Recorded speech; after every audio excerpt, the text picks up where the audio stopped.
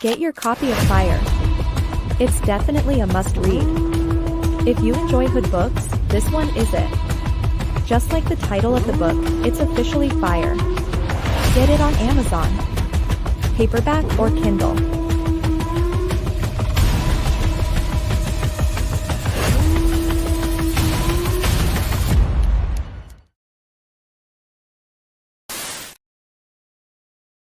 Always trust everyone to be themselves, but trust in the fact that you can see them well. I mean, so it's like, trust.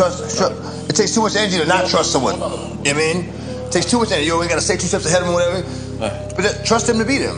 Right. To be themselves. Trust a snake to bite you. Right. Trust a lion to laugh. Trust a thief to steal from you. Like, trust them to be them. Too. But know them when you see them.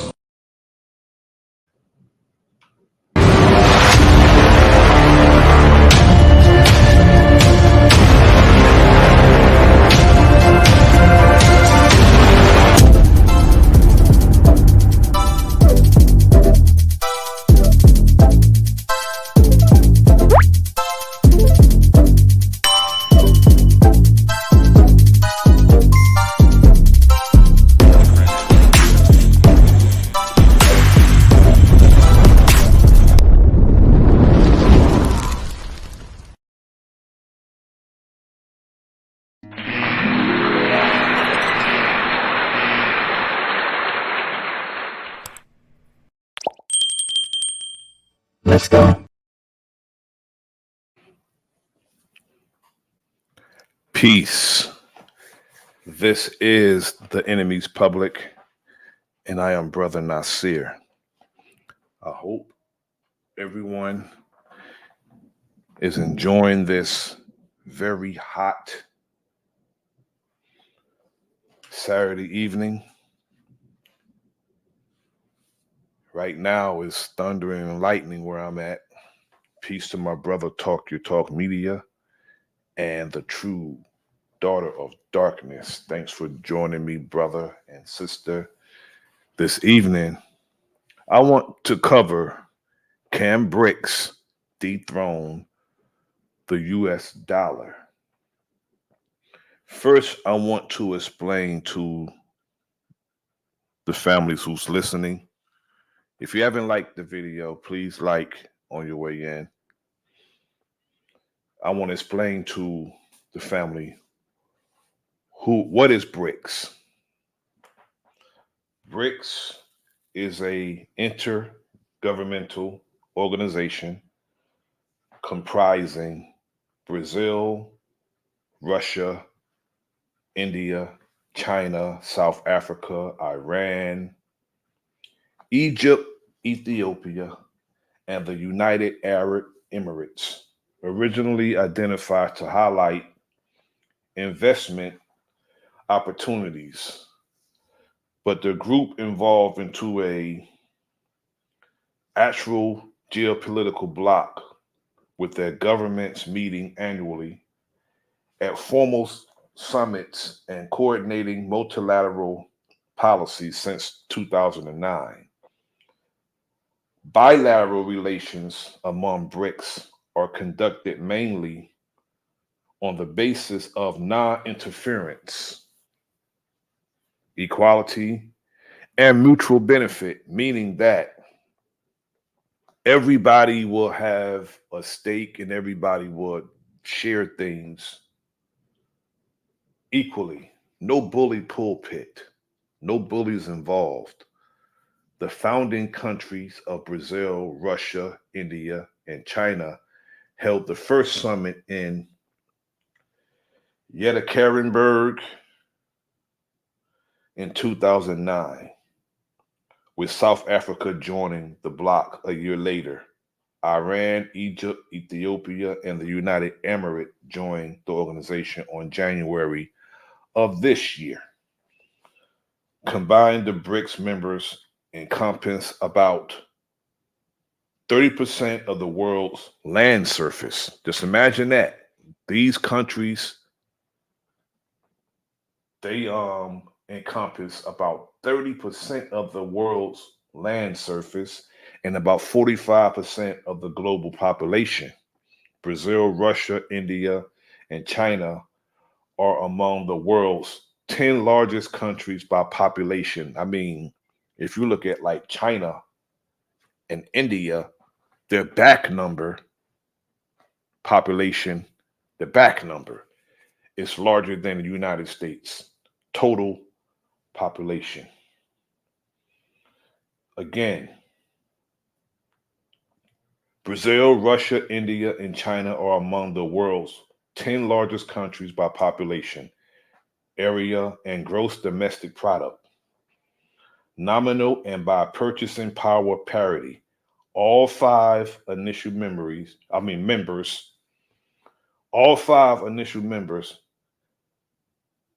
are members of the G20 with a combined normal GDP of United States 28 trillion. Just imagine that. The five initial member states are members of the G20 with a combined nominal GDP, gross um, domestic product of US 28 trillion, about 27% of the gross world product of a total GDP of around a US dollars 57 trillion, 33% of global GDP, and the estimate of US 4.5 trillion in combined foreign reserves. As of 2018, the BRICS are considered the foremost geopolitical rival to the G7 bloc of leading advanced economies implementing competing initiatives such as New Development Bank, the BRICS Contingent Reserve Arrangement, the BRICS Pay, the BRICS Joint Statistical Publication, and the BRICS Basket Reserve Currency. BRICS has received both praise and criticism from numerous commentators. The term BRICS was originally developed in the context of foreign investment strategies. It was introduced in the 2001 publication, Building Better Global Economy. BRICS by then Chairman Goldman Sachs asset company Jim O'Neill. The foreign ministers of the initial four BRIC general states met in New York City in September 2006 at the margins of the general debate of the UN Assembly, beginning a series of high-level meetings. A full-scale diplomatic meeting was held in Russia on June 16 of 2009. Greetings to the sister Shan Walker. Now, I have a video presentation. See, the question is, can BRIC dethrone the US dollar? That's the question. I'll share my screen real quick.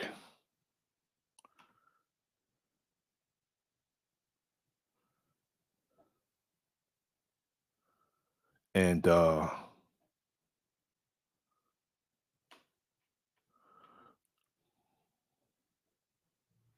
get into this.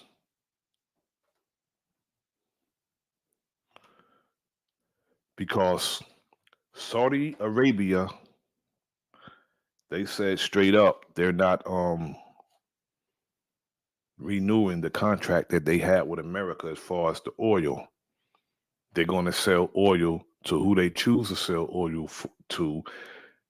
Prior to that, the United States only sold oil. They only traded with, Saudi Arabia only made their business with the United States. And now they're going to do business with who they choose to do business with. And they're considering the United States a bully.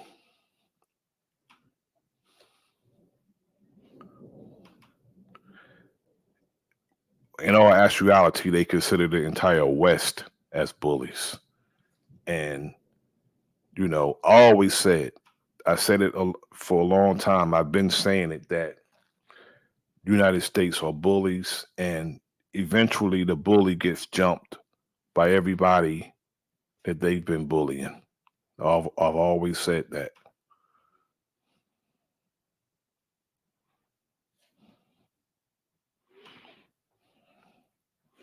And now all these other countries are teaming up and doing business together,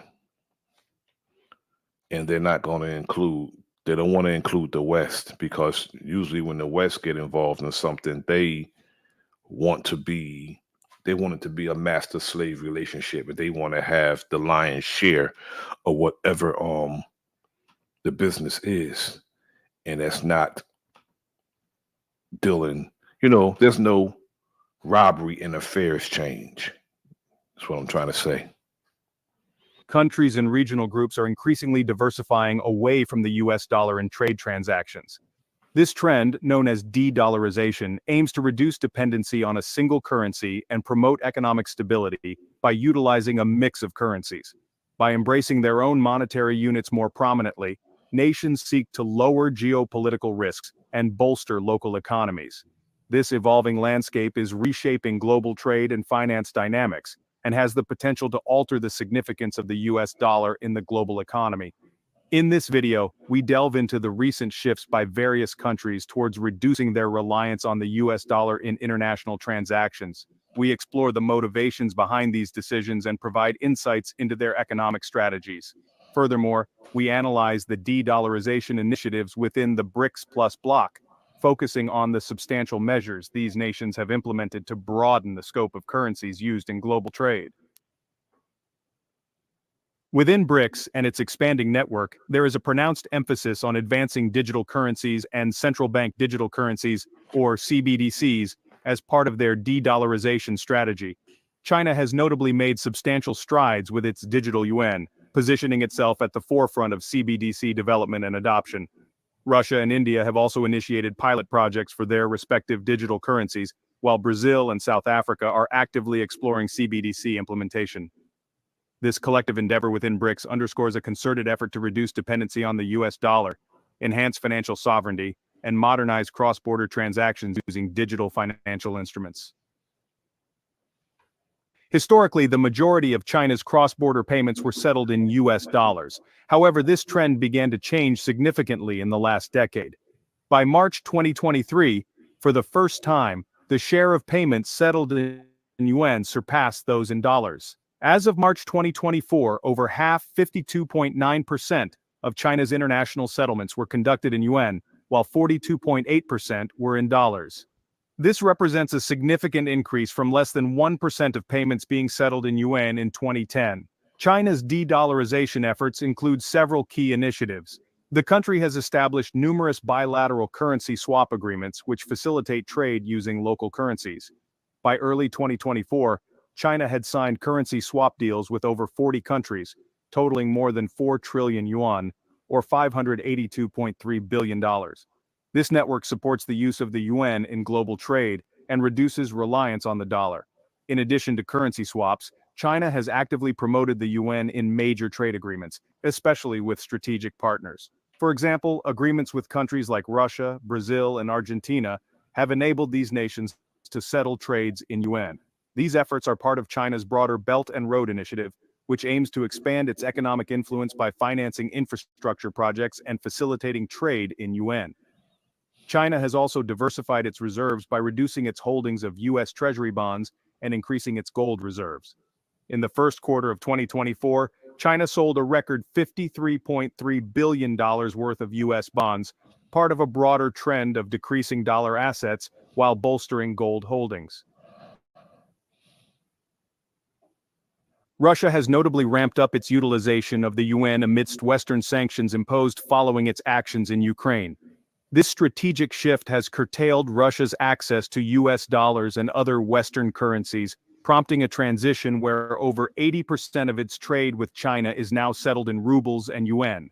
Additionally, Russia engages in transactions with India using rupees.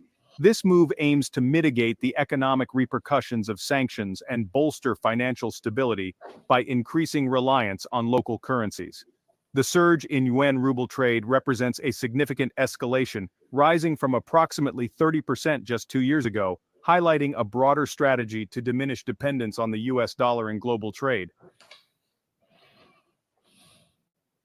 Brazil is actively pursuing measures to lessen its dependence on the US dollar and foster closer financial ties with China. All the gangster tactics that the United States use is over because they're not going to do business with someone who has a bully pulpit. And the United States currency is really legal tender for all debts, public and private, fiat money that's backed by nothing but military might. They threaten you, with military might. I can foresee the future of Saudi Arabia becoming, you know, a terrorist country or cell group, because that's the pattern that the United States use. Once they do business with somebody and the business either is terminated or it doesn't go how they want it, it's always a terrorist that comes up that the United States have to go and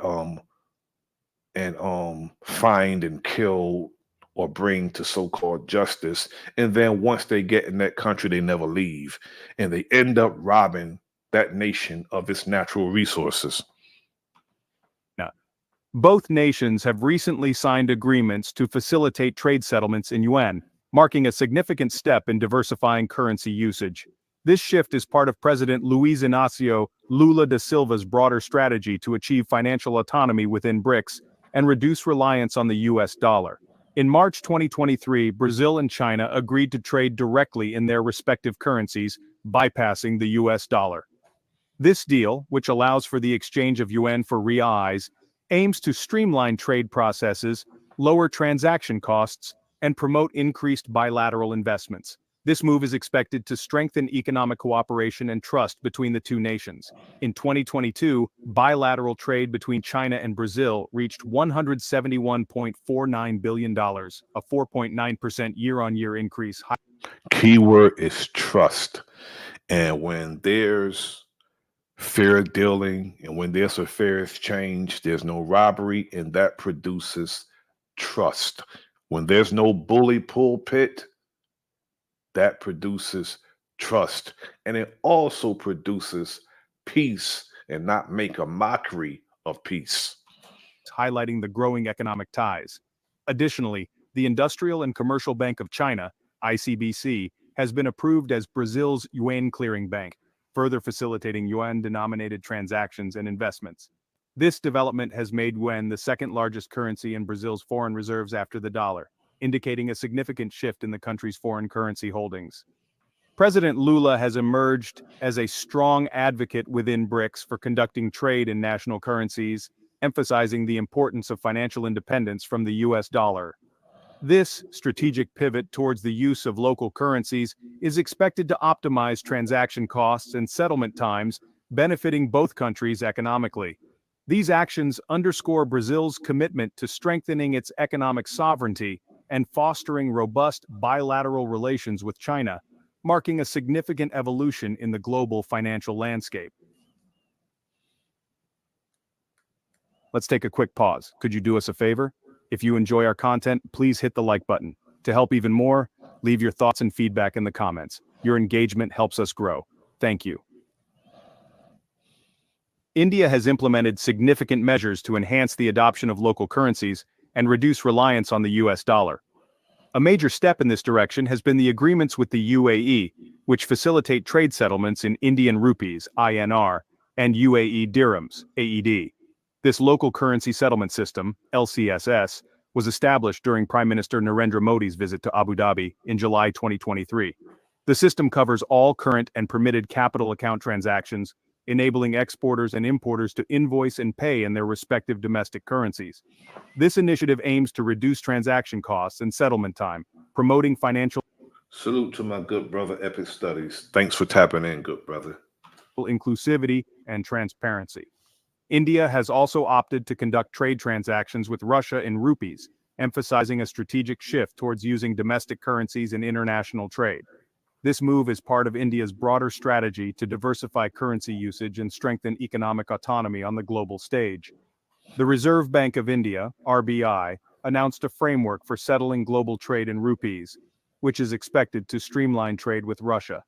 The agreements with the UAE extend beyond currency settlements. They include the establishment of an Indian Institute of Technology, IIT, Delhi campus in Abu Dhabi, set to offer various academic programs and research centers from January 2024.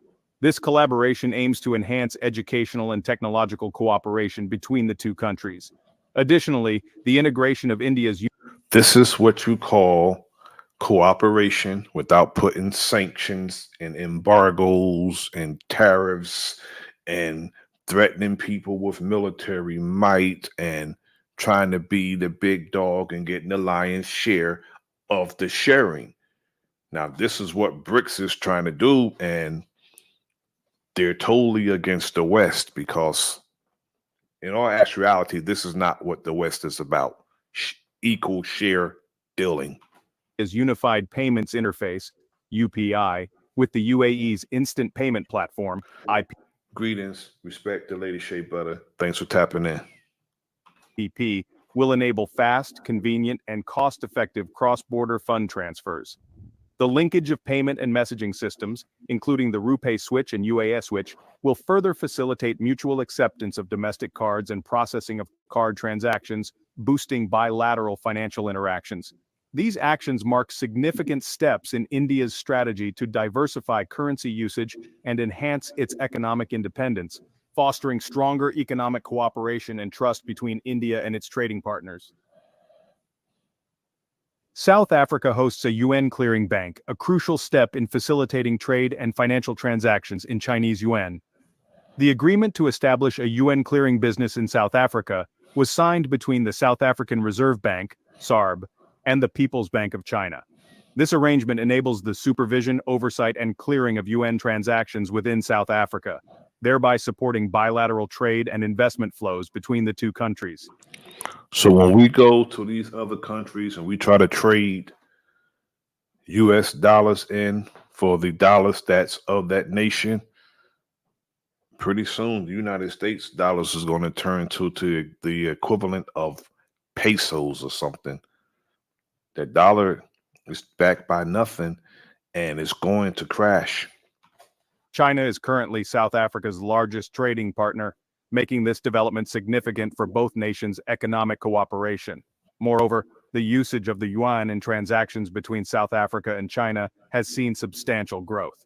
According to SWIFT data, over 30% of payments between South Africa and Greater China are now conducted in yuan, a sharp increase from previous years. This rise reflects the strengthening bilateral relations and trade cooperation agreements between the two countries. These actions align with the broader BRICS strategy of promoting financial autonomy by increasing the use of member countries' currencies in international trade, thereby reducing dependency on the US dollar and enhancing economic resilience. Egypt is taking significant steps to diversify its borrowing sources and reduce its reliance on the US dollar.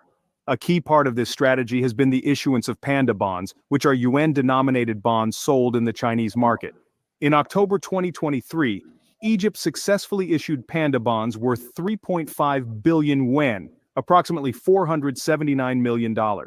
These bonds were issued at a favorable interest rate of 3.5% annually over a 3-year period. The bonds have been well received, reflecting strong interest from Chinese investors, and have helped Egypt secure financing at a lower cost compared to dollar-denominated debt. In addition to issuing panda bonds, Egypt uses the yuan for some trade settlements. This aligns with its efforts to strengthen economic ties with China and diversify its currency usage in international transactions. The United Arab Emirates has significantly strengthened its financial and trade ties with China by signing agreements to settle trade payments in yuan, including crucial. Wow, look at that structure. I think that's the Burj Khalifa. No, Burj Khalifa is in Dubai.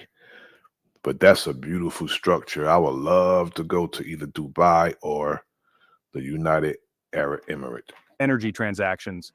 This strategic move aligns with the UAE's broader goal of diversifying its currency use and reducing reliance on the US dollar. In a historic transaction, China conducted its first yuan-settled energy deal involving 65,000 tons of Emirati liquefied natural gas.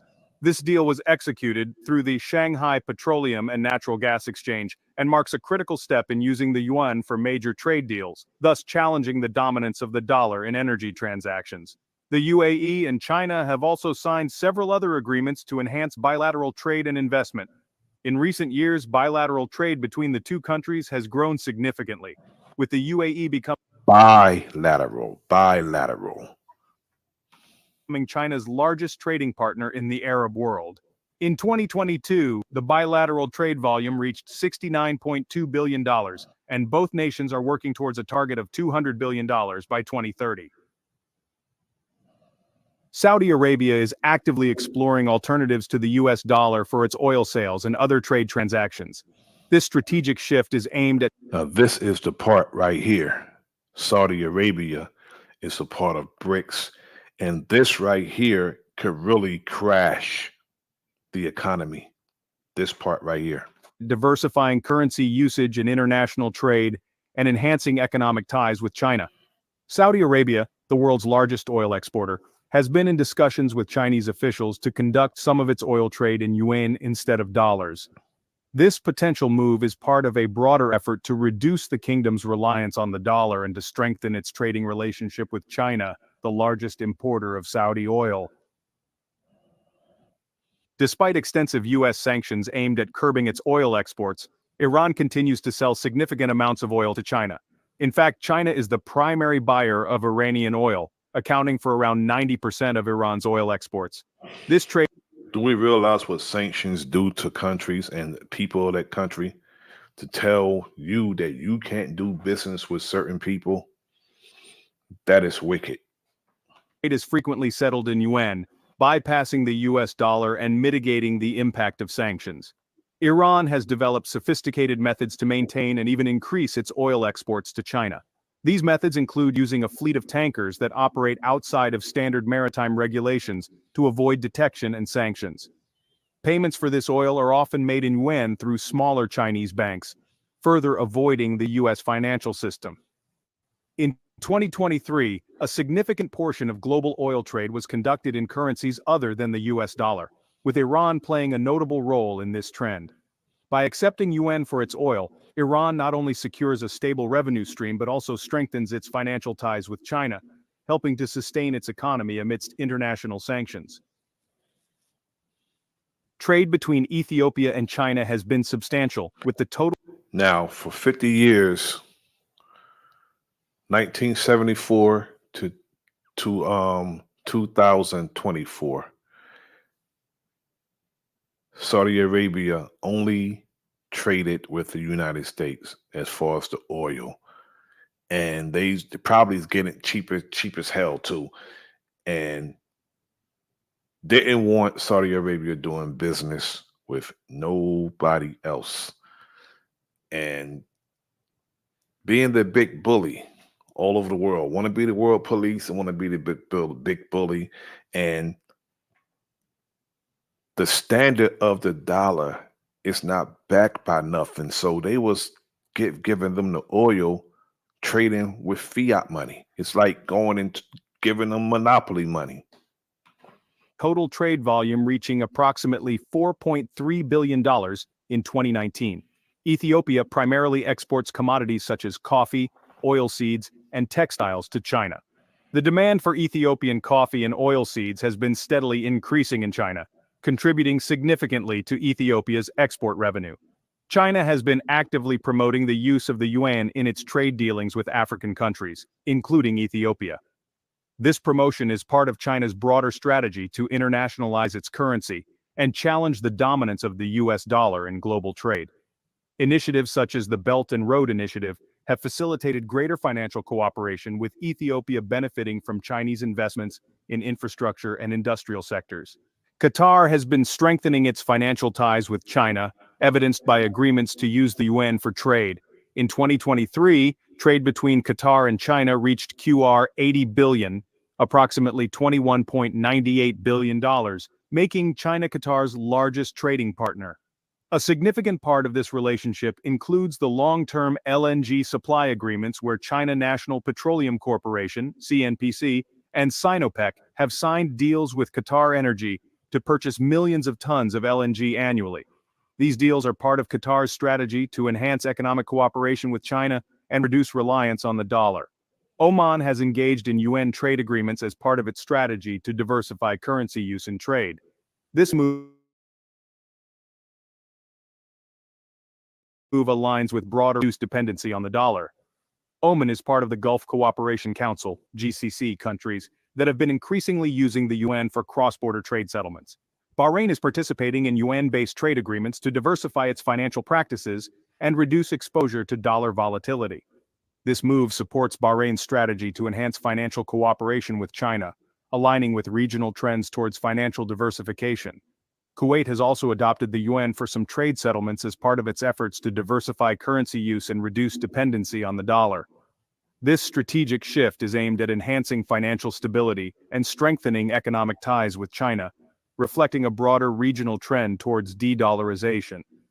Malaysia is increasing UN-denominated transactions to strengthen its economic ties with China and diversify its currency use. This strategy aims to reduce reliance on the dollar and enhance financial cooperation with China, reflecting Malaysia's Sweet Texas, salute, peace. Thanks for tapping in, fam. proactive approach to managing currency risks and fostering economic growth. Thailand has relaxed rules on UN use for trade, promoting local currency use and financial stability. This move is part of a broader strategy to enhance economic cooperation with China and reduce reliance on the dollar, thereby supporting Thailand's economic diversification efforts. Kenya is considering issuing panda bonds and increasing UN use to diversify its financial transactions and reduce dollar dependency.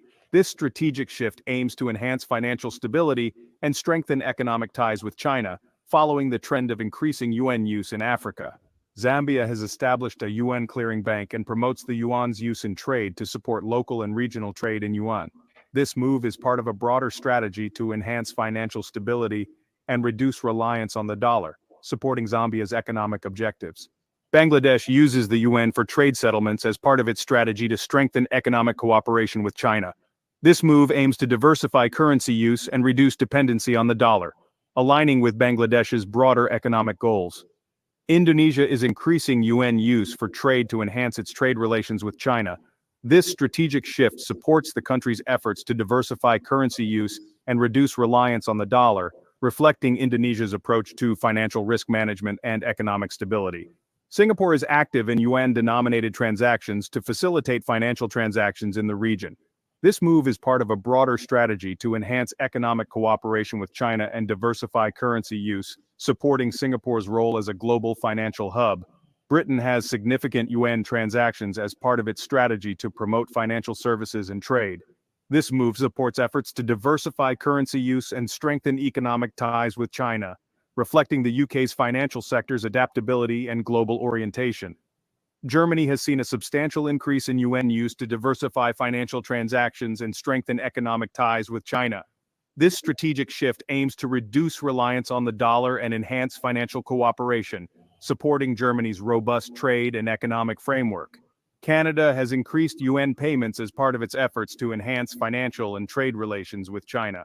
This move supports the country's strategy to diversify currency use and reduce dependency on the dollar, reflecting Canada's proactive financial management. Sweden has experienced a major rise in UN-denominated payments to diversify currency use in financial transactions. This strategic shift aims to enhance financial stability and strengthen economic ties with China, supporting Sweden's economic resilience and adaptability. Argentina uses the UN for trade settlements as part of its strategy to strengthen financial cooperation. Western dominance is on its way out. It is on its way out, and the rest of the world is not having it no more. With China and reduce dollar dependency. This move supports efforts to diversify currency use and enhance economic stability, reflecting Argentina's approach to managing economic risks and fostering growth. Venezuela is engaged in trade agreements involving the yuan to reduce dependency on the US dollar. This strategic shift aims to enhance financial stability and strengthen economic ties with China, supporting Venezuela's efforts to navigate economic challenges and sanctions. These countries' efforts to use the yuan in trade settlements or investments reflect a significant shift towards de-dollarization, driven by geopolitical and economic considerations, and supported by strategic agreements and infrastructure developments. Now, what is BRICS, which aims to end Western dominance? We're going to give an explanation of what is BRICS. I know I gave it, but I have a video that explains it also. They are richer than the G7 club with 1/3 of the world's GDP. They want to create an alternative to the global order unfairly dominated by the West since World War II. They are currently meeting in Russia for the first time with 10 members. So, what is BRICS? The BRIC acronym was coined by a Goldman Sachs economist in 2001 to describe Brazil, Russia, India, and China as the economies predicted to dominate the world by 2050. The bloc's first summit was held in 2009 to provide greater representation of non-Western countries in international financial institutions and support India and Brazil in their call for a greater role at the UN. 2 years later, South Africa joined the club and it became BRICS. In 2023, for the first time in more than 10 years, BRICS admitted new members: Egypt, Ethiopia, Iran, Saudi Arabia, and the UAE. Argentina was also accepted, but the country's far-right leader Javier Milei refused to join. The bloc is now sometimes called BRICS Plus. More than 30 states have since expressed interest in joining the coalition, including Cameroon, Pakistan, Sri Lanka, Thailand, and Venezuela. This year, Russia invited 15 non-members, including Turkey, to take part in the summit. The club now accounts for more than 45% of the world's population and 32% of the global GDP, compared to the G7, which accounts for 30%. Among their goals, create a more inclusive multilateral order for the global south, use more local currencies rather than the US dollar for global trade, develop a BRICS bank to replace the IMF and the World Bank, institutions they see as continuing Western neoliberal and colonial ambitions by imposing strict development conditions on loans. But some alliance members are locked in bitter disputes. India and China are still fighting around the Himalayan border. Egypt and Ethiopia are arguing over a dam in the Nile, and Iran and Saudi Arabia are competing over regional leadership. The group is now a disparate mix, with some members being close to the US and others opposed to the West. The coherence and effectiveness of the bloc will be tested in October this year when Russia hosts BRICS leaders.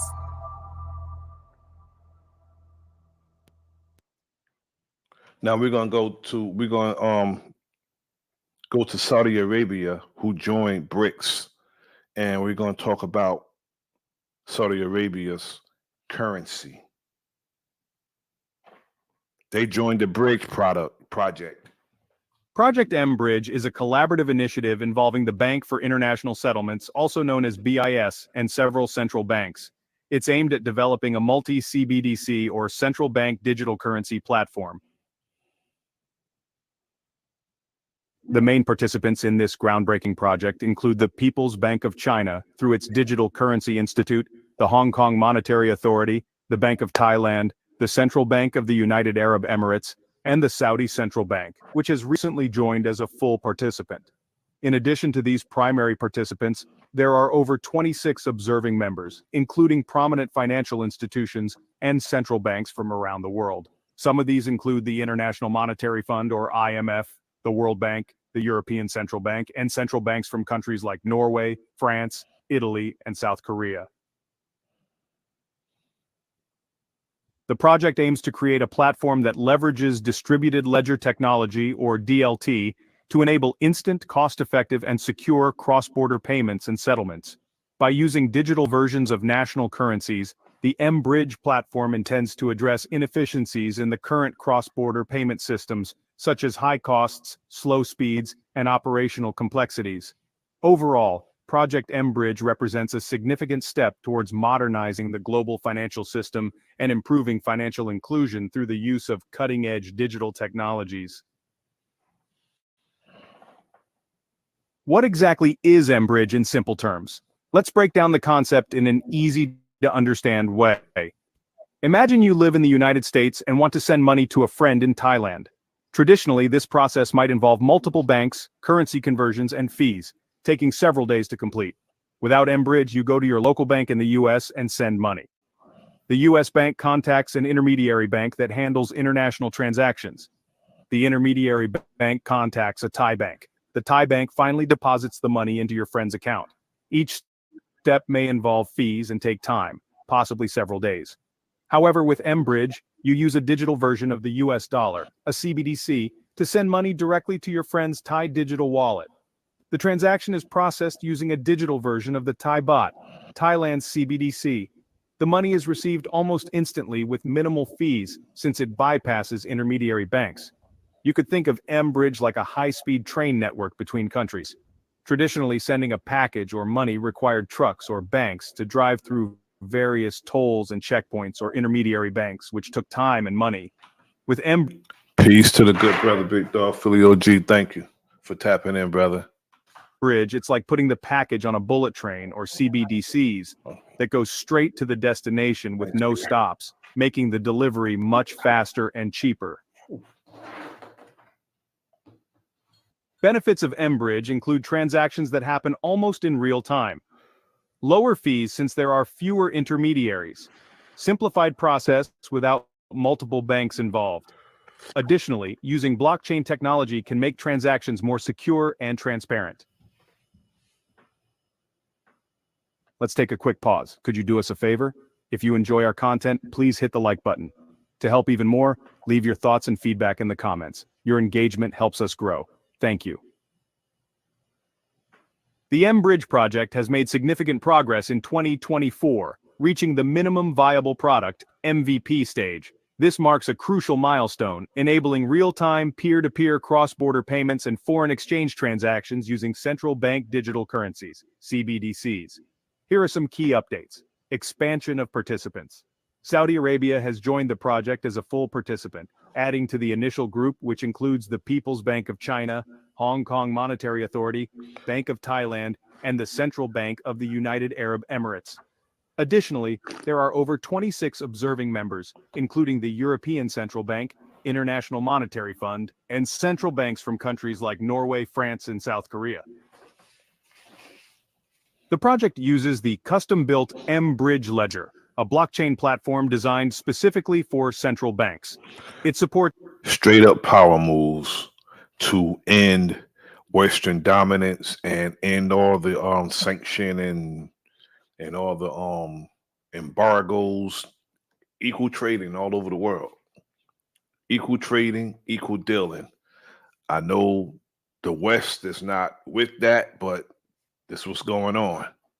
supports real-time transactions and is compatible with the Ethereum virtual machine, allowing for the integration of new technology solutions and use cases. Pilot projects. Recent pilot projects have involved real value transactions among commercial banks, totaling over $22 million.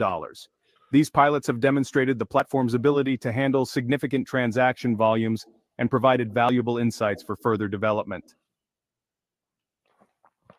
The project continues. Indeed, the Middle East have all the gold, they have all the oil.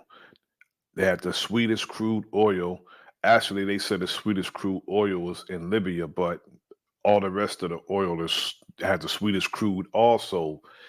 And if they just stop dealing and doing business with the West, that's going to hurt. It's going to hurt.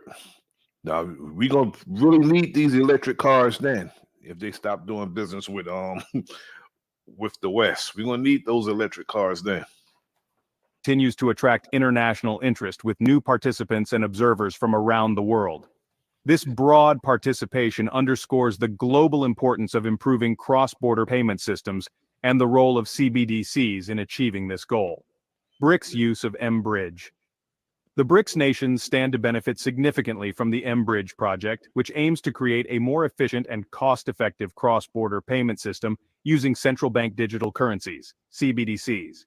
Here are some of the key benefits and factual insights. BRICS countries have been actively seeking alternatives to mitigate the influence of Western financial systems. By using mBridge, these nations can bypass SWIFT, which has often been used as a tool for geopolitical leverage. This move is particularly significant given that the combined economic output of BRICS countries was projected to reach 23% of the global economy in 2023. The current financial architecture allows for the imposition of unilateral sanctions, which can significantly hinder economic activities. By adopting mBridge, BRICS countries can create a financial ecosystem that is less susceptible to such restrictions. For instance, Russia's Ministry of Finance has highlighted the need for a multilateral digital settlement platform to counteract the economic pressure exerted through current payment system.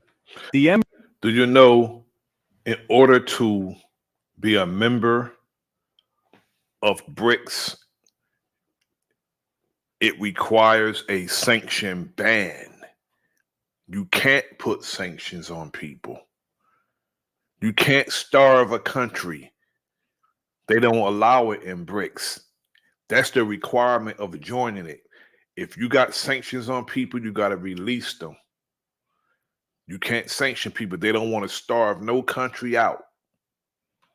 The mBridge platform facilitates more efficient cross-border transactions using central bank digital currencies, CBDCs.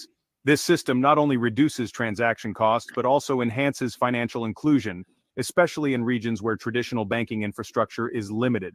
For developing countries within the BRICS framework, this can mean greater access to international markets and improved economic resilience. The inclusion of new members such as Saudi Arabia, Iran, and the UAE into BRICS extends the bloc's influence and strengthens its financial infrastructure. This expansion supports the use of local currencies for trade, reducing the dominance of the US dollar, and fostering closer economic cooperation among member states. This realignment can lead to a more balanced and multipolar global economic order.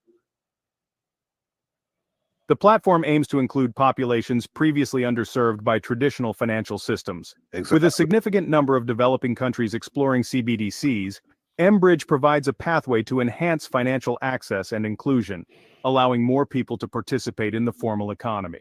By using local currencies for international trade and financial transactions, mBridge helps stabilize local economies and reduce dependency on dominant foreign currencies. This shift can lead to greater economic resilience and empowerment of local communities. Strengthening BRICS. Cooperation ****. The involvement of BRICS countries in mBridge, especially China and Russia, underscores their commitment to promoting innovative financial solutions and enhancing South-South cooperation. This initiative aligns with the broader goals of BRICS to establish a more balanced global economic order. Significant economic contributions ****. BRICS countries represent a substantial portion of the world's economy. The combined economic output of BRICS nations is projected to be around 23% of the global economy. Lady Shay, I would have to do my research on the CBDC's new wave of fair trade and currency. I would have to do my research and get back to that. Once I do my research on that, hey, perhaps I'll present it. Thanks for the information, though. Economy. This economic clout can be further leveraged through collaborative financial platforms like mBridge, which can enhance trade and investment flows among member states. That's all for this video. Thank you for watching this video. We sincerely appreciate you joining us today. If our content... Now, we're going to ask, can BRICS dethrone the US dollar? Can BRICS dethrone the US dollar?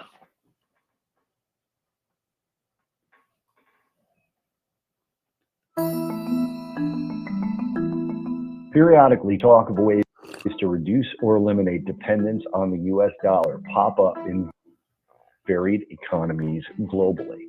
The latest comes from the BRICS nations, who have announced their intention to create a gold-backed BRICS currency. BRICS is the acronym for a group of countries started in 2010 by Brazil, Russia, India, China, and South Africa. The alliance expects to expand its membership soon, with over 20 countries formally asking to join BRICS, making the group economically formidable. However, the stability, confidence, and economic dominance of the dollar are unmatched in history. The United States has a solid legal and institutional framework that fosters trust and confidence in the dollar. The U.S. has the world's deepest and most liquid financial markets, allowing nations to hold and transact large amounts of U.S. dollars with minimal impact on the dollar's value. Transitioning from the dollar to another reserve currency would be long, complex, and risky. It would require a consensus among many nations and could lead to economic instability during any transition.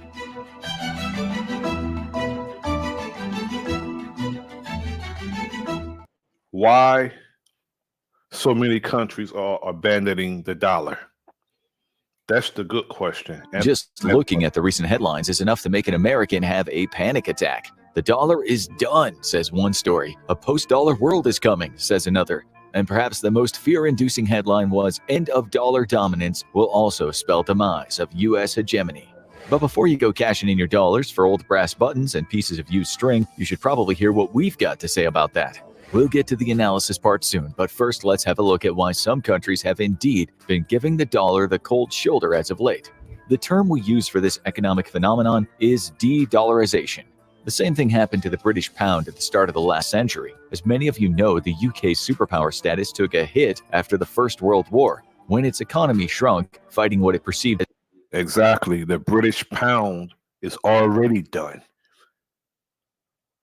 That whole way of thinking, that whole way of trading is done. the globally ambitious upstart nation of Germany. As this happened, the British pound sterling as a reserve currency was gradually replaced with the US dollar. The USA came out of World War I in relatively good shape, and after the World War that followed, the US was even stronger, both politically and economically. In 1944, the Bretton Woods Agreement was signed, in which participating nations agreed their currencies would be pegged to the dollar. The dollar was then pegged to gold at a fixed rate. This meant that countries could trade together with a sense of confidence in the stability of each other's currency. It meant that they wouldn't get into currency wars, wherein a country might purposefully devalue its own currency for an advantage in trade. In short, the agreement was made to make the global economy stable. The International Monetary Fund was created for more stability, to give countries financial assistance if they needed it. After the chaos of the World War, such stability was a good thing. But of course, the fact the reserve currency was the dollar was also a very good thing for the USA. The dollar became the king of the economic jungle as the USA roared through the 20th century, often doing whatever the hell it wanted with significant economic and geopolitical advantages compared to other nations. It became the king through violence. It became the king through military might and gangster tactics. That's how the dollar became the king, because it's not backed by anything. The Federal Reserve is printing money that's backed by nothing. And the Federal Reserve is not even a United States agency, the Federal Reserve. They're just printing money. See, all these debts that the United States owe, they just print money and say, okay, you're going to accept this money. And if you don't accept it, you know what's going to happen. We'll start with our propaganda machine saying that you have terrorists in your country. And whatever we want in that country, we'll justify it by looking for your terrorist. I see the pattern. The dollar was in demand. Everyone needed the dollar, and the U.S. controlled it. Salute to my brother and comrade Killswitch. Thanks for tapping in, good brother. Because of that, the U.S. was able to exert influence on other countries. Having the reserve currency also gave the U.S. trade advantages.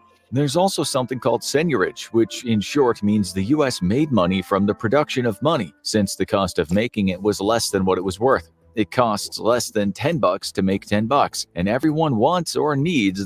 Exactly. It costs the same amount of money to make a $1 bill as it costs to make $1 million bill.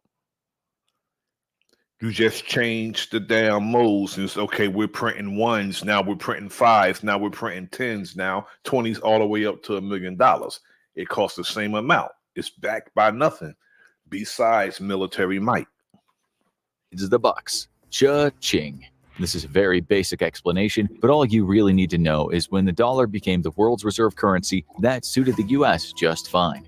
The US doesn't want this to change, but other nations have recently been saying that they have been exchanging their dollars for gold at an astonishing rate and also refusing to do certain trades in the dollar. The question is, why? Let's also give you some examples. In 2023, Saudi Arabia's finance minister Mohammed Al-Jadaan shocked the world when he said his country was open to doing oil deals in other currencies besides the dollar.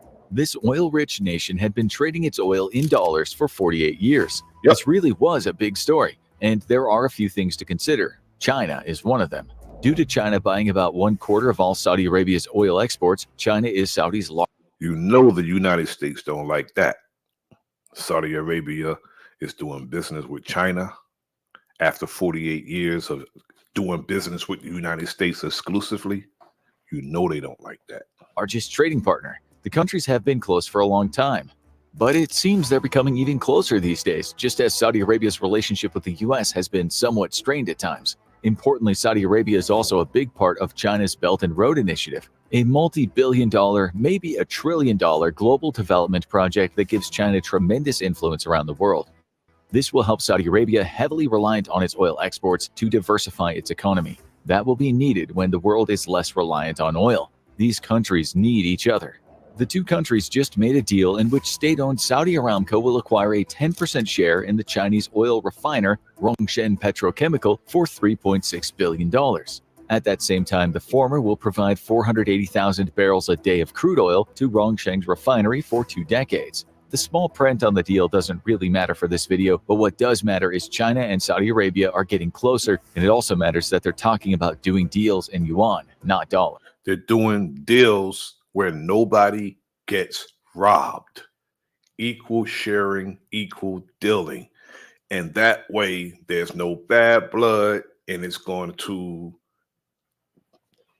be peace as opposed to being threatened to do it this way, or you're going to be in bad standing, or we'll put a sanction on you, or the foreign policy change with that particular nation. This is equal dealing. There's no robbery in affairs change. What was even more surprising in 2023 was China mediating between Iran and Saudi Arabia, two countries that certainly have not seen eye to eye for a long time. China is brokering deals in the Middle East, while the U.S.'s relationship with many countries in the Salute, Ghetto Child Clinic. Thanks for tapping in, family. Region has been quite touch and go. Some people have even talked about a post-American Gulf. These nations may want to diversify their economies as the U.S. primes itself for conflicts with China and Russia. They aren't playing ball with the U.S., and the U.S. controls the world's reserve currency, so it makes sense to forego using that currency. As we said, because the U.S. holds the world's reserve currency, it can exploit its position. The word generally used is weaponize the dollar, which seems to be motivating countries to trade in other currencies. The U.S. can implement sanctions, which is exactly what they did for a long time, weaponizing the dollar. For a long time, the U.S. dollar was weaponized. On countries, as we've seen with Russia. It can devalue its own currency to win trade wars, but this might harm. And they weaponize the dollar with exactly what they're showing on the screen. They weaponize the dollar with sanctions, tariffs, and embargoes. And they'll starve a country if that country is not doing the type of business that they want to do. When you see all these poor countries and everything, these poor countries, because they have commodities in that country, rich in certain commodities in certain countries. But the fact that the United States say, well, if you do business with us and do business with them, or you do business with a country we're not in good standing with, we're not going to protect you militarily, because some of these countries don't have military, and the United States protects them. You know, the same gangster shit they do on the streets. Businesses is paying for protection. The United States actually does that. Arm the rest of the world. Again, it might make sense to dump the dollar for some nations. This is exactly what China has been saying, that the US has been weaponizing their dollar. It's less a weapon, of course, if countries use it less. The more deals are done in other currencies, such as the Chinese yuan, the less the greenback is like paper kryptonite. It loses its power. To some countries, the US is acting a little roguish, abusing its position as the country with the global reserve currency. For instance, it was able to freeze $300 billion of the Russian central bank's foreign exchange reserves when Russia invaded Ukraine. While the US has the full support of many nations, it doesn't in other nations, even if they think Putin's invasion was wrong and what's happening in Ukraine is a terrible thing. Many countries believe this is a proxy war, and the US, a bully to some nations, just flexed its muscles and ignored a rules-based international financial system. This made them worried. They might now be thinking, so every time the US feels like it can just freeze reserves? Some critics have talked about how this has undermined the US's international credibility. What if they refuse to do as the US asks? What'll happen to them? Countries are suffering because of what's going on in Ukraine, but some of them, especially in the global south and the Middle East, are skeptical about the war and don't think they should be suffering for it. India's foreign minister was quite vocal about this when he recently said Europe thinks Europe's problems are the world's problems.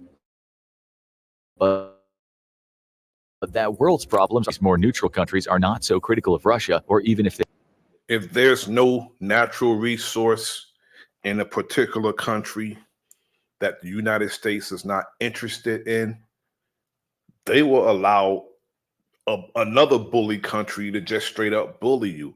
But countries that has, commodities, United States will go there and be the hero. But you better believe the country that they're protecting, they're getting something out of it. That they're not just doing that because it's a noble thing to do. That's not how the West operates. They take a broader view of matters, and in view of American foreign policy over the years, might not see things as black and white on the good and evil front. So, when at the 14th BRICS summit in 2022, Vladimir Putin talked about creating a new international currency standard, some of them listened. They might be looking at the US's many sanctions over the decades and its somewhat coercive diplomacy and wondering if US dollar hegemony is in their best interests. The European Council on Foreign Relations said the world is divided on Ukraine. Importantly, it also wrote, people in these non-Western countries and in Russia also consider the emergence of a multipolar world order to be more probable than a bipolar arrangement. They're talking about a post-Western international order, which may mean an end to dollar hegemony. What we might now be seeing with countries foregoing the dollar is the start of this. Argentina was another country that lately announced it would start paying for Chinese imports in yuan, not dollars. The country's economy minister explained, following the worst drought in history, Argentina must keep its foreign reserves robust. In April 2023, Argentina said it was planning on paying for around $1 billion worth of imports in yuan and $790 million of monthly imports after that, also in yuan. This no doubt delighted China. Not so much the USA. While this might not have anything to do with the war, it shows how the country is strengthening its bond with China, and at the same time saying it wants less reliance on the dollar. Then you have Brazil, which the US has criticized for remaining neutral where the Ukraine war is concerned. Brazil's president, Luiz Inácio Lula da Silva, is not on any especially bad terms with the US, but his position on Ukraine has not exactly been in line with the US and the EU thinking. In 2023, he explained what some politicians and people in the global south have been thinking when he said NATO should not have been installing military bases that close to Russia, given the promises of the past. He criticized Western politicians for encouraging war and not doing enough to negotiate with Russia in the run-up to Ukraine's invasion. He also blamed Ukrainian President Volodymyr Zelensky. Negotiation means do what we tell you. That will more than likely be in the best interest of of corporate America, not necessarily the people of America, but those warmongers who are in corporate America.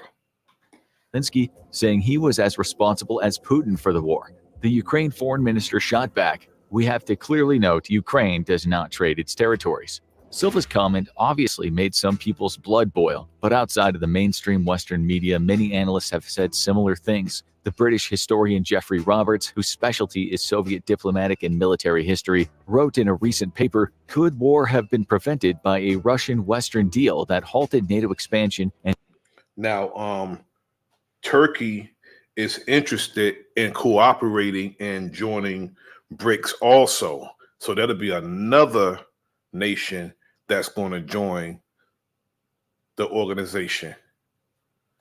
That's really, their aim is to end Western dominance. And neutralized Ukraine in return for solid guarantees of Ukrainian independence and sovereignty? Quite possibly. Many others say diplomacy was blocked by the US and UK, often citing the former US ambassador to Russia and presently the CIA director William Burns, who in a cable to Washington in 2008 warned that unpredictable and uncontrolled consequences and war could happen with the enlargement of NATO. They also might refer to Alexei Arestovich, a former military intelligence officer and former advisor to President Zelensky, who in 2019 warned, "Our price for joining NATO is a big war with Russia." Some say the US knew there would be war and went ahead anyway to weaken Russia. So some nations might be saying they will not suffer just for the US to gain more global influence. In terms of this video, it doesn't matter who's right or wrong. We're just trying to explain how some countries are thinking and the reason they might be upset with the US. They believe this war could have been prevented, and so they won't hurt for it. They're not willing to be an enemy of Russia. It's why Brazil, part of BRICS along with Russia, India, China, and South Africa, is just one of many nations that refuses to side with the US and NATO and will not agree to sanctions. Unsurprisingly, China has also talked about US hegemony and a new multipolar world. China, again, that's one of the requirements to be a member of BRICS. You have to ban sanctions. Sanctions are banned.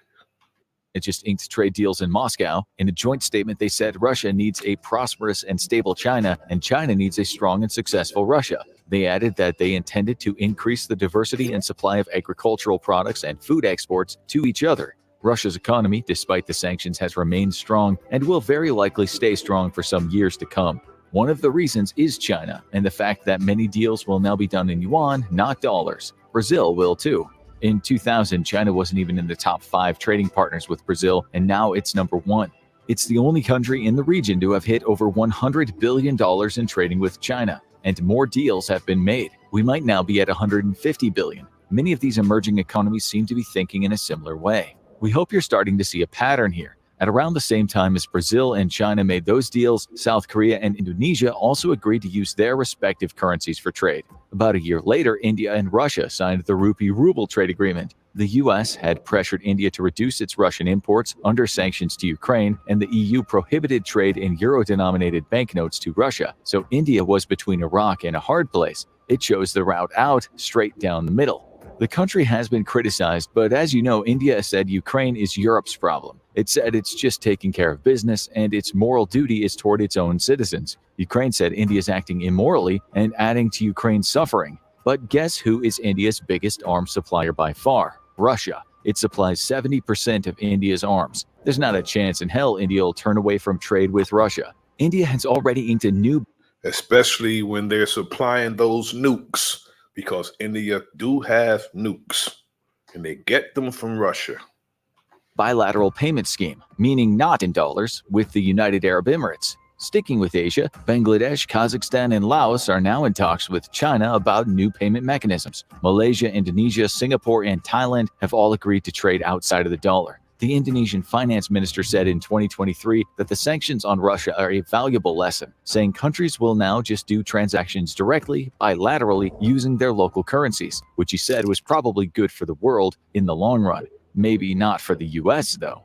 These countries don't want to choose sides. Their economies and their safety of their people, they say, might not allow them to choose sides. Like India, they might say it's easy to tell us what we have to do, but try being us. It should be said that the US's dollar brute strength of late, thanks to the US Federal Reserve raising interest rates, has also wreaked havoc in their nations, with the very poor being profoundly affected as food prices increase dramatically. In Singapore, a journalist summed this all up, saying the US dollar has become a wrecking ball. Also, when European nations found they couldn't pay for Russian energy, Russia just demanded that they do the deal in rubles. Russia supplies gas to 23 European nations. While Europe is against Russia's invasion of Ukraine, some countries obviously feel they can't live without Russian gas. Reports state that 4 countries in Europe have already started to pay in rubles, and 10 European companies have opened accounts at Gazprom Bank so they can start paying Putin's chosen currency. Can the US do anything about such an activity? Some think not. They think the US doesn't have the ability to control other nations anymore, or at least not as it had in the past. Open democracy. I mean, the control that they had, I'm going to keep saying it, the control that they had over these nations is not through negotiations, it's through gangster tactics. The United States has they have weapons, and some people are not even allowed to develop weapons to defend their nation. And the United States say, we'll protect the nation, but you have to do this in order for us to do it. If not, we're going to allow a country that wants to attack you to attack you. And that's how they do their business.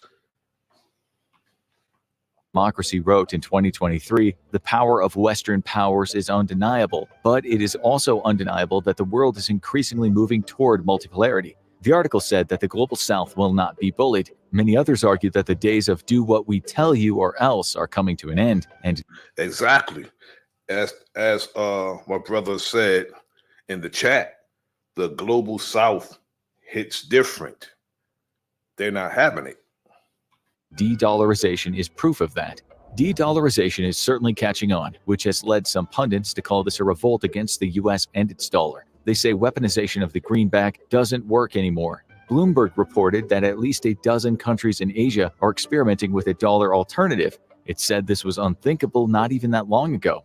The criticism isn't just coming from outside the US. An investment strategist in the US told the Straits Times the Biden administration made an error in weaponizing the US dollar in the global payment system. That will force Now, I am not a supporter of Biden or any other politician, left or right, but this is not narrowed down to the current president.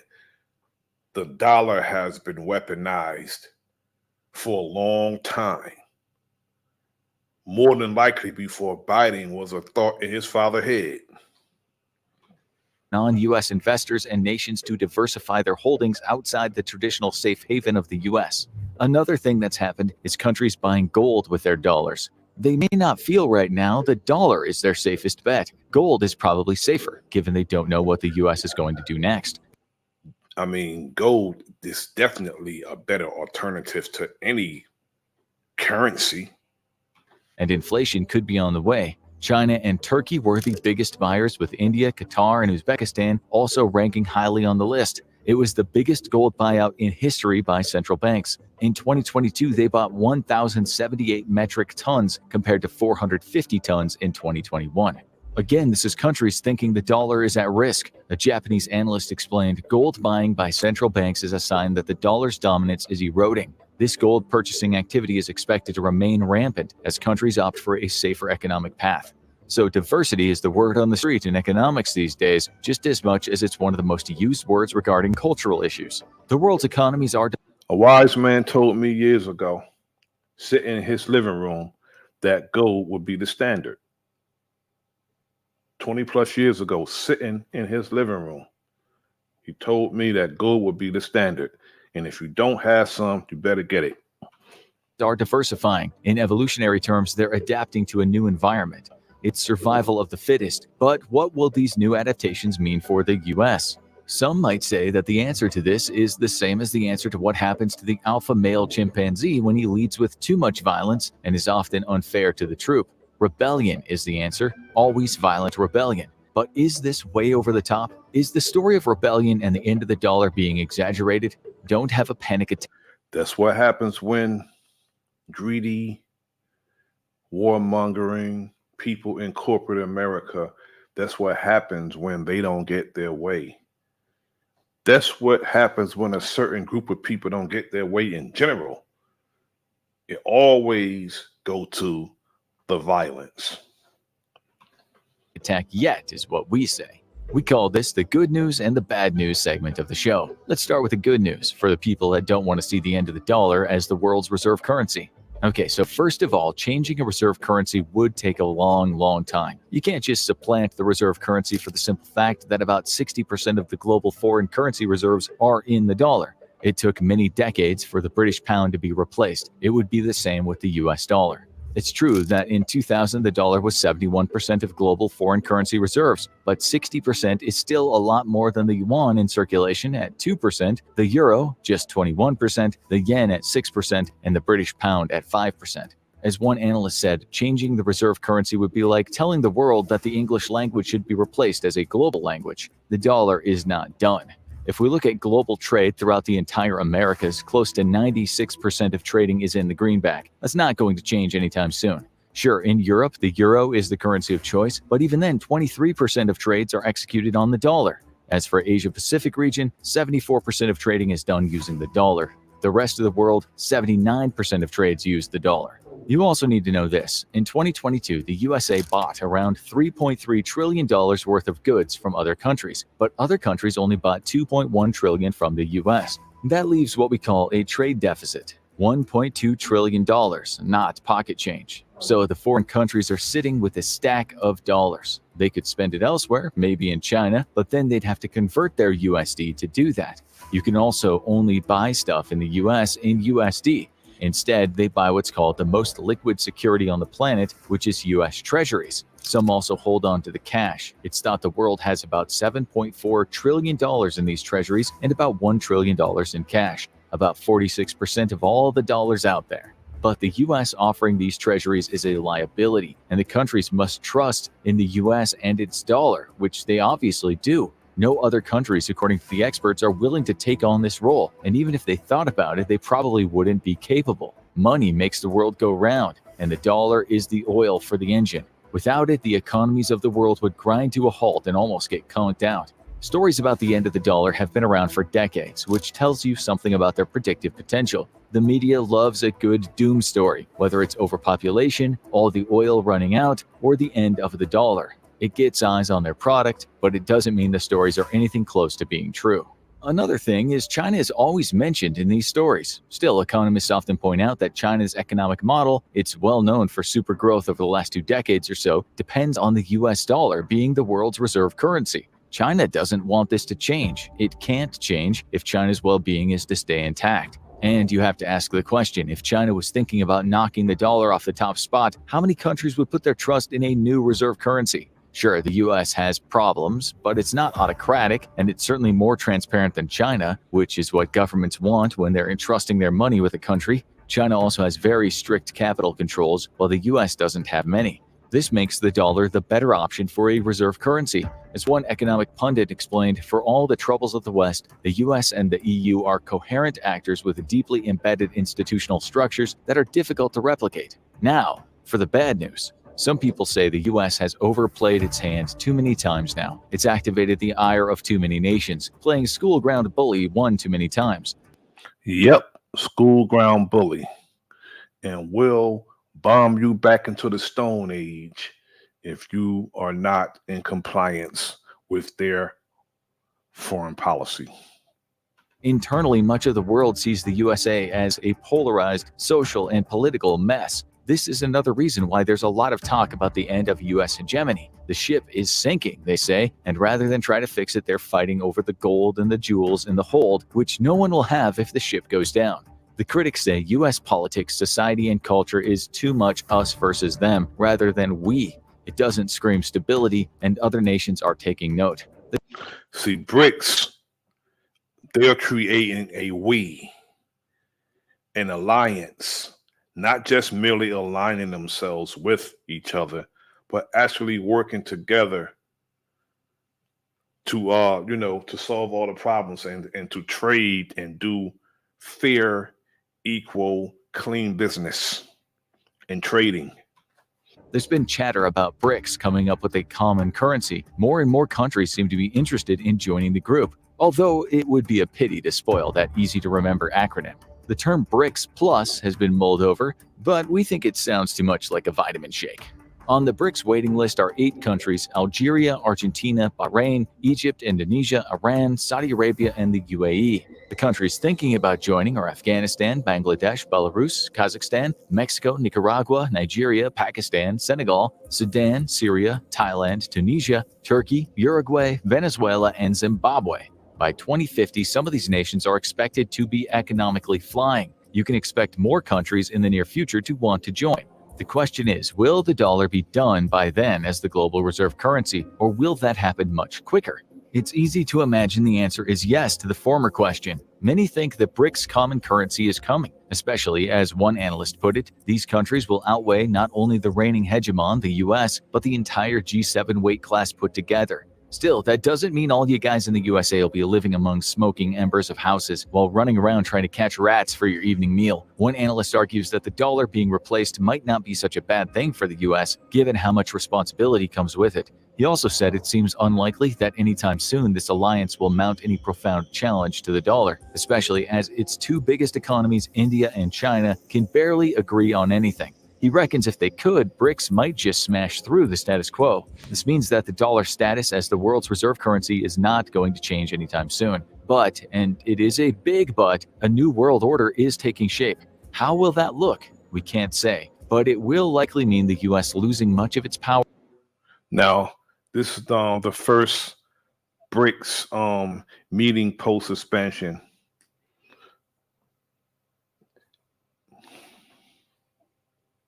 Saudi Arabia has officially ended its 50-year petrodollar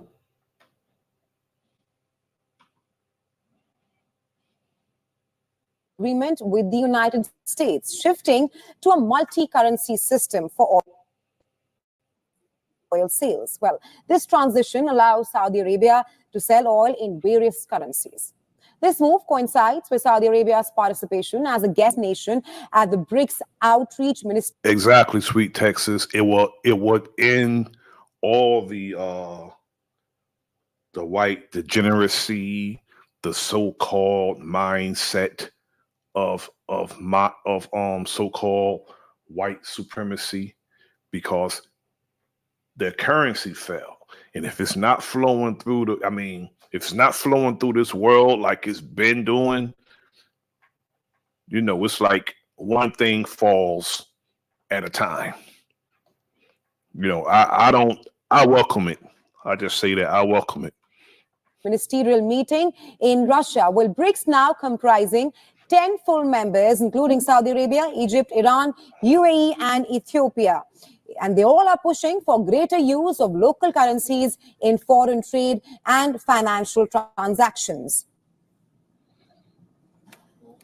BRICS meeting held for the first time since the group's expansion in 2023 emphasized the requirement for reforms in international. Look at all this representation on this stage. All these people coming together to end Western dominance. This is what happened when you're the world bully. I've always said, eventually, the bully gets jumped and get dealt with. National financial institutions, including the IMF. Meanwhile, both China and Russia, both these countries have called out the West for building walls and disrupting global trade. Mic check, mic check. It is not us who divide the world into different blocks. We have never. I have a question that's a little off the subject. How did mic check become a universal way of checking the mic all over the world when it started with hip hop? Just a question. Claim to punish those who do not agree with our position. But the West is doing just that. Western countries do not want to build bridges. They use the BRICS to build walls or to strike down those who do not obey them. I have already said that it is not us who isolate ourselves from the West. The West should be aware that their actions will lead to continuous confrontation and offer no way out. Exactly. The BRICS ministers also focused on strengthening the new bank. The ministers aim to expand the NDB's membership and enhance its capacity to support member states in achieving the development goal and climate action initiatives as well.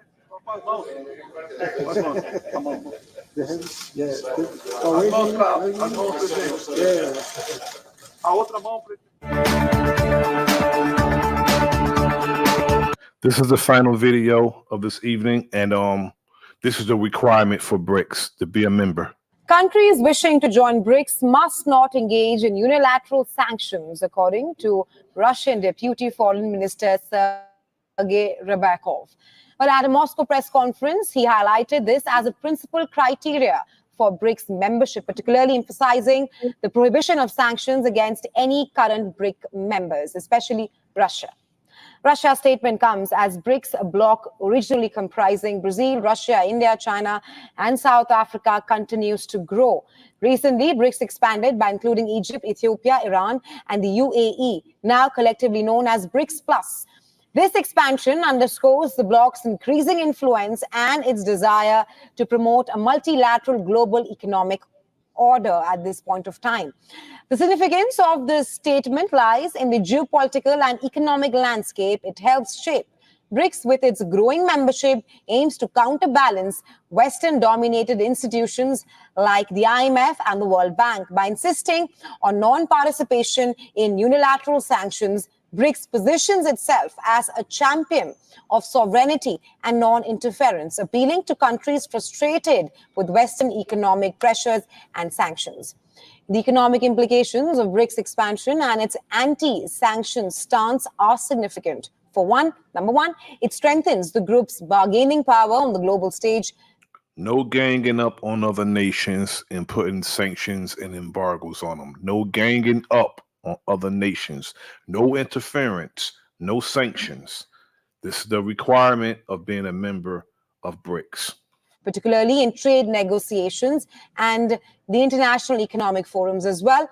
As more countries join BRICS, the bloc's collective economic output and market size increases, enhancing its influence over global economic policies. Moreover, for countries joining BRICS, the anti-sanctions policy offers protection against the economic fallout from Western sanctions.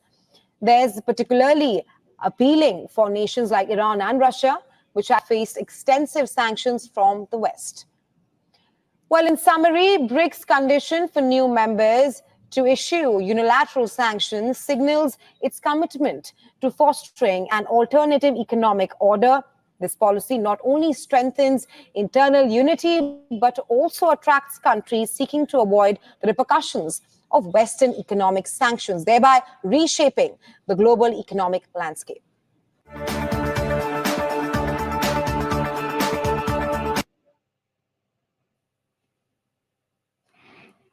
I want to thank everyone who have tapped in this evening. I appreciate it.